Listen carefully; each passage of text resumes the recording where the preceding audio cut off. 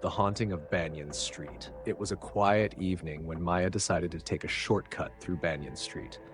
The locals had warned her many times to avoid the area after dark, but Maya dismissed their superstitions as old tales meant to scare children. She was running late, and the narrow, tree-lined street was the quickest route home. The air grew colder as she stepped onto the dimly lit road, the towering banyan trees casting twisted shadows on the cracked pavement. The streetlights flickered, their weak glow barely piercing the darkness. As she walked, Maya noticed the silence. No chirping crickets, no rustling leaves, just an oppressive stillness that made her skin crawl. She quickened her pace, her footsteps echoing eerily. Then she heard it, a soft melodic hum carried on the breeze. It was faint at first, almost like a lullaby. Maya froze, her heart pounding. The sound seemed to come from nowhere and everywhere at once. "Hello?" she called out, her voice trembling. No answer, only the haunting melody growing louder, closer. Maya's legs felt like lead, but she forced herself to move. As she turned a corner, she saw her. A figure stood beneath the largest banyan tree, her long white dress billowing unnaturally despite the still air. Her hair was black as night, cascading down to obscure her face. The humming stopped abruptly, replaced by an eerie silence. "Are you okay?" Maya asked, her voice barely a whisper. The figure tilted her head, and the motion sent a shiver down Maya's spine.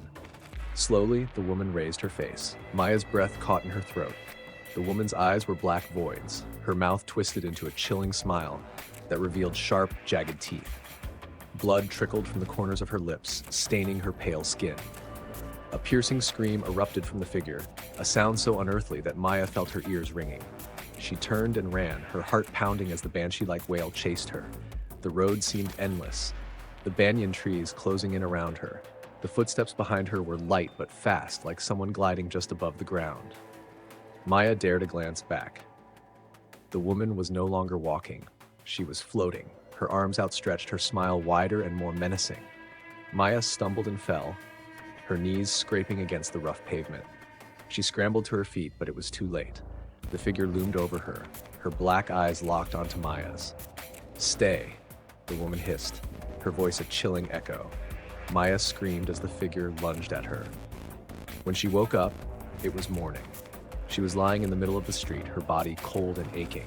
The banyan trees stood still, their twisted roots seeming to mock her. Maya never spoke of what happened that night, but she never took Banyan Street again, and neither did anyone else who heard her story. The Kuntalanak still roamed, waiting for her next victim under the banyan tree.